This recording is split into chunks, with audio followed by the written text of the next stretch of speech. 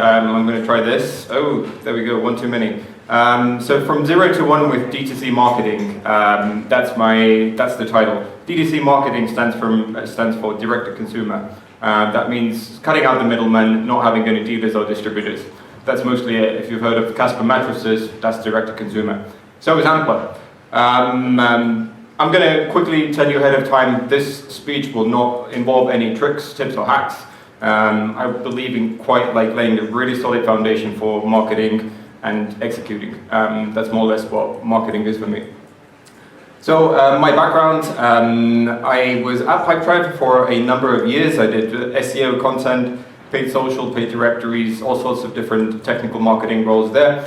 In the midst of 2015 to 2016, I helped with the rebrand of Ampler from Urbik, an Estonian name, to Ampler, an international name, and helped them launch to market. And then from the summer of 2017, I've been with the company full-time. I've been a one-person, kind of like a Swiss Army knife in the beginning of Ampler, doing mostly everything from graphic design, awful as you'll see from the slides, and continuing to everything else. Now a team of 12 in the marketing team. So here is Ampler's story in a nutshell. On the left you'll see what the very first Ampler bike was like. This is a road of product development from through iterations. This was the very first thing that the three founders, childhood friends, built in their shed, more or less. It was so much fun they decided to build a little bit of a more polished version, which you'll see on the right. They took that to the biggest bicycle fair in Germany, in the world actually, which was located in Germany, called Eurobike. And they rode every single e-bike on the market. That was in 2014-15. And this bike on the right, the second iteration they built, rode better than any of those bikes. That was the eureka moment, so to speak. And they quit the jobs essentially and started full-time on the project. Kind of like fast forward through like multiple product iterations under the name of Urbik and Nightingale in Estonian, Nightingale in English. And ultimately we ended up with a prototype for a product that could fit all the electronics inside the frame. That took place in autumn 2015. That was more or less the point where they came to me and was like, hey, can you come and help us launch to the market?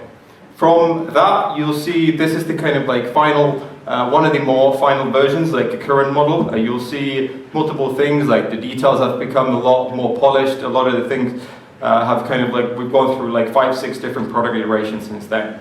And it shows.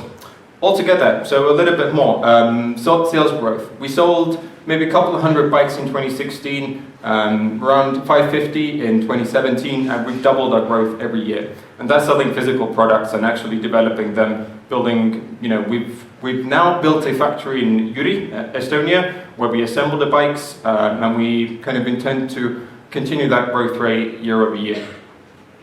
Now, what are the kind of like marketing challenges that Ampler has? Now think about this, back in 2015, it was 3 founders from Eastern Europe, essentially, trying to sell a 2,500 product to German customers and telling them, hey, you can't test this product, it doesn't exist yet. Second of all, no, it's not sold in your local bike shop, we sell directly, that's not a model on the market right now. And yes, you do have to pay it up right now, and then you have to trust us that we'll basically ship it to you. And that it works, and that when it breaks down, we're actually going to be there. So you see, there's a lot of kind of like assumptions that go into selling this product. Now, that is essentially a massive question of trust, which is what I've been doing for the past, you could say 5 years, maybe, 3.5 full-time, 5 years. It's trust. But before that, here's kind of like how we get onto the whole trust business in the first place. I've essentially followed a very simple, I've developed or followed whatever it is, it's a marketing process. First of all, customer development. Develop your personas, interview them, make sure that you know who they are, how they consume information, where they consume it, and so forth. That's going to inform your marketing channel decisions later down the line. Second of all, map your product benefits. List out all the features that your product has, and then essentially turn them into benefits. So for example, a 13.5 kilogram bike, that's a feature. A bike that's light enough to lift into your apartment, that's a benefit. Now take a look at those kind of like user persona goals that you set out in the first process. kind of customer development one, and now match those benefits to those personas. That's going to create your product marketing narrative that you can use later down the line in all of your messaging. Simple as that. That's really it. Now, my focus for this speech is going to be the last 2 points. Distributing the message and building trust. That's essentially what my marketing vision for Rampla also stands for. Which is the next. Find and be found, i.e. reach new customers with your message and product. And second, build trust in Ampler as a brand and product. Really, really simple, really easy to do. The idea is, well, really hard to do actually, sorry, but let's put it this way. If we're in the marketing team, when we're deciding, hey, should we do X, Y, or Z, then we can talk about, then we basically need to just take a look at, does it map to either of these 2 goals? If not, we don't do it. It's a simple shorthand for basically prioritizing our work as well. Now, what are the foundations of trust at Ampler? Like, I'm going to go through some of the channels for both distributing the message, but first of all, building that trust. PR. You might see something, you'll see a search image on the left and an article on the top right-hand corner and a kind of like clipping of a website on the bottom right. Now, when you search for Ampler, you'll find obviously Ampler. Second of all, what you'll find when you search for Ampler, you'll find an article from, for example, Welt, a large publication, a news publication from Germany. You'll find Velomotion, a bicycle publication from Germany. Now, what does that tell us? It tells us that these companies are telling our story for us. We don't need to tell that, we're great, you can trust us. This is like a large company doing that for us and telling, hey, I tested this product works, it does what it promises to do. Now that's a great thing, and you need to trust your product to deliver those benefits that you're promising to customers. Otherwise, you shouldn't be putting that product out in the first place. We can use that media review in more or less every single kind of we can use that on product pages, we can use that also on, on our landing page, and we can use that in ads to reinforce our message. We can signal that trust, that kind of all these different touch points with the customer that we have. That's, that's the kind of that's the PR strategy really. It's not about discovery. It helps. It sure helps. We do get referral traffic, but it's about trust first and foremost. Second, invest in your, this is a picture of a website with our kind of initial video on the background, and there's some trust signals there as well. Now, this slide is about the website. Investing a lot in direct-to-consumer means that this is our main sales channel. We sell everything, or 90+% on our website. The rest 10 goes via our showrooms. And this means that this website needs to look like €2,500 every time we go there. Our photography needs to look like €2,500, and our videos need to look like €2,500. If that sucks, you're not going to sell. It's essentially as easy as that. And then, you look at kind of down there, again, we're trying to deliver trust with all these different signals of free returns, free deliveries, 2-year warranties. Customers have a lot of questions like what happens if, and those are the questions that we're trying to mitigate already, out of the gate, more or less, when they come to our website. Customer reviews. Again, same thing with media reviews. We try to let others do the talking for us. We integrate these on our product pages, on our emails. We integrate them we basically have ads leading down to them. This is a great way, again, for us to let other people talk about the benefits of Ampler, how this product has changed their lives. Kind of a short tip, kind of one tip I can give you, tips and tricks, but anyway, this one thing is basically try to get that review when the hype is still kind of at the peak. So we send this email out asking them to review the product around 1 week after the people receive the bike. That means that kind of they're still kind of super hyped about receiving a new product, but they've already had the time to test it in their daily life. And that's also important because that's kind of how we show transparency and how it actually, how the product works in their world, so to speak. Showrooms. We've built 2 so far, and we're going to build a lot more in the future. Back in 2018, we built the first one in Berlin. Now, contrary to kind of maybe some opinions, this wasn't ever about really fully selling through the store itself. In fact, it's more inconvenient for us if someone buys it through the store. The reason that we built the first showroom in Berlin was that, again, we were these kind of 3 Eastern European founders that people didn't trust. Now, building that showroom in Berlin showed that that, hey, first of all, you have someplace to come if something breaks down. If you're angry at us, you can come and knock on the window, someone will be there. Second of all, it showed kind of like, it built this kind of like level of understanding that we'll be there for the long term. You know, we've established, we've invested in this, that means that, you know, we're here for good. That meant something. And this, you know, later on we can try to start seeing, right now we're trying to figure out what is the kind of like future of all these showrooms beyond like going to a new market. Is the right place for like increasing sales through them or something else? But first and foremost, they've always worked as a kind of like a trust mechanism for us. It really helps.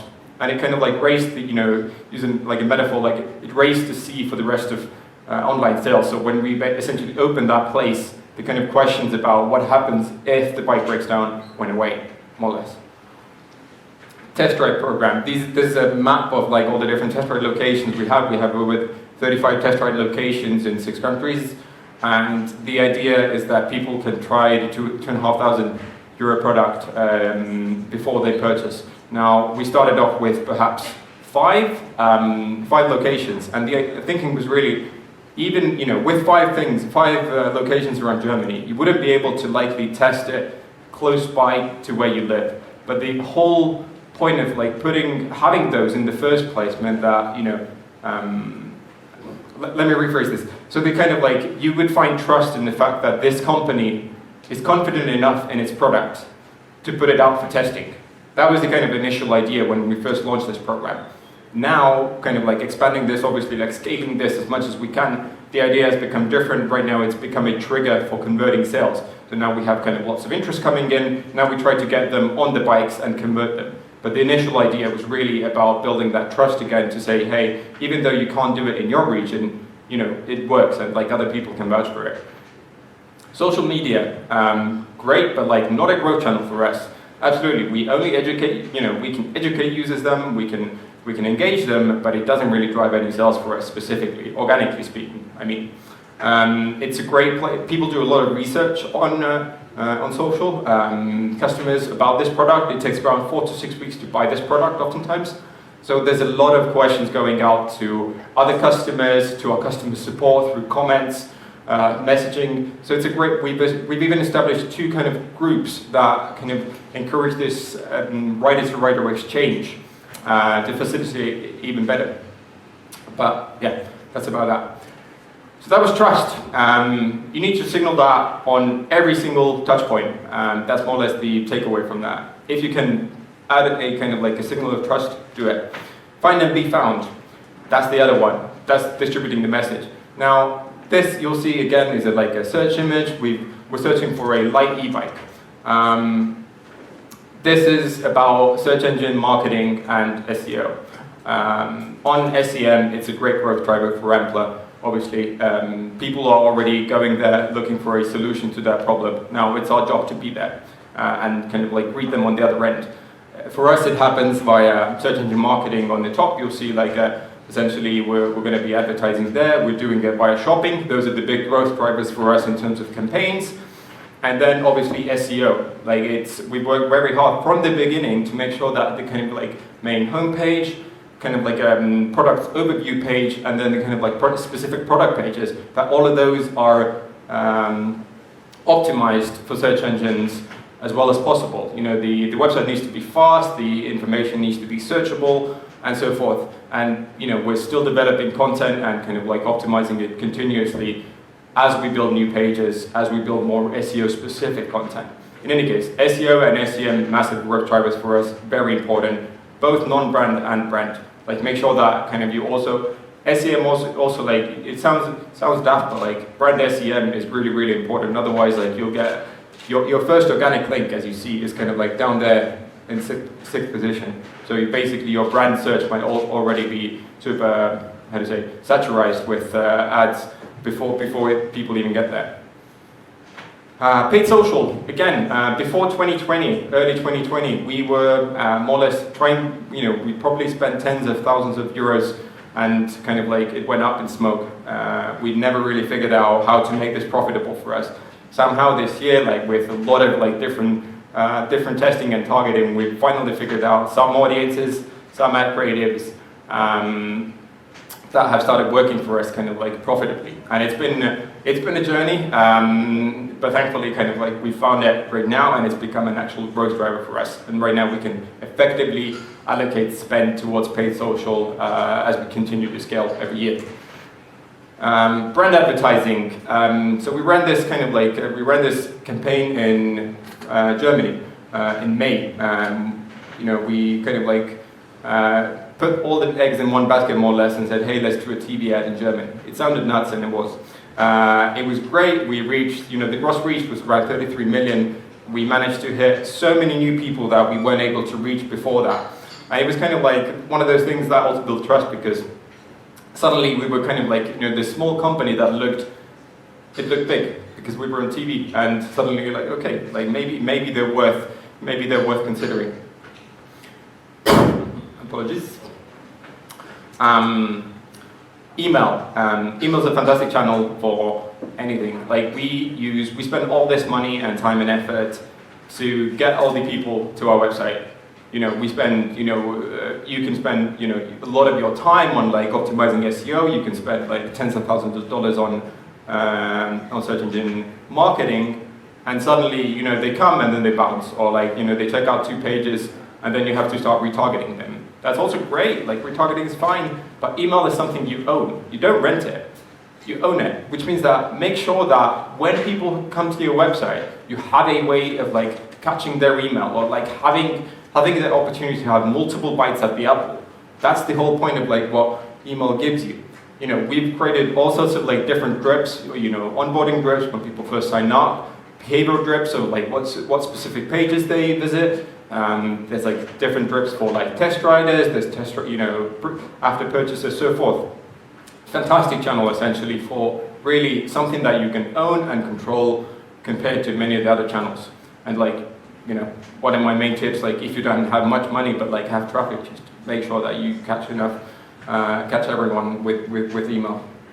And then final, this is my penultimate slide, events. So we started going to events back in 2016 already. This is a picture of a bike fair, and we go to 2 different types of events. First of all, bike fairs, which are events organized by other people, you know, kind of like there might be a bike fair like in Berlin, you know, someone's put out, lots of different brands come there, and then customers come there. Now, why this is great is because these people who attend the event are like super opted in already. They're like, yes, I'm excited about looking at different bikes.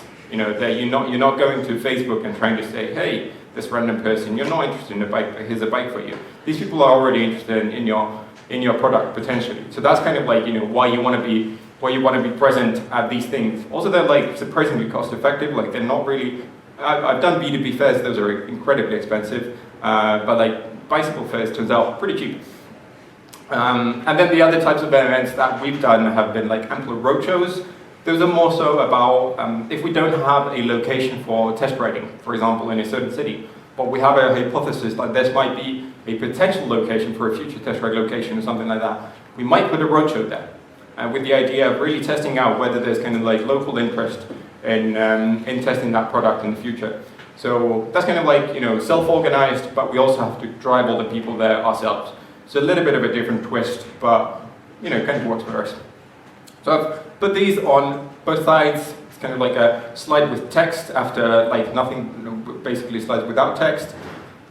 You know, on the left side, you can also divide these up with kind of like generating demand, kind of like if you think about media and PR, brand advertising, and paid social, those would be like generating demand generation tools for you. And then looking at SEO, SEM, email, maybe even bike shows, this would really be kind of like harvesting demand. So I sometimes also do that when I think about in my head, kind of like where do we need to invest more right now? Is it demand generation or is it demand harvesting?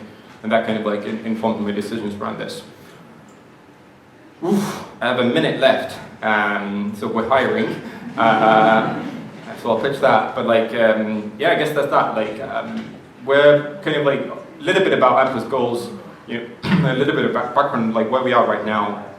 Around 75 people. You know, we'll roughly be 120 maybe in some months time. You know, we hire pretty fast around the kind of like autumn season. And we intend to continue our 2x growth more or less year to year. And 25% of our people are located in Germany.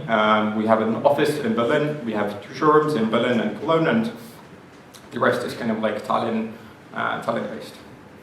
I guess that's that. I've actually spoken. Yeah, I've got like this thing in my throat now already. Thank you. Great.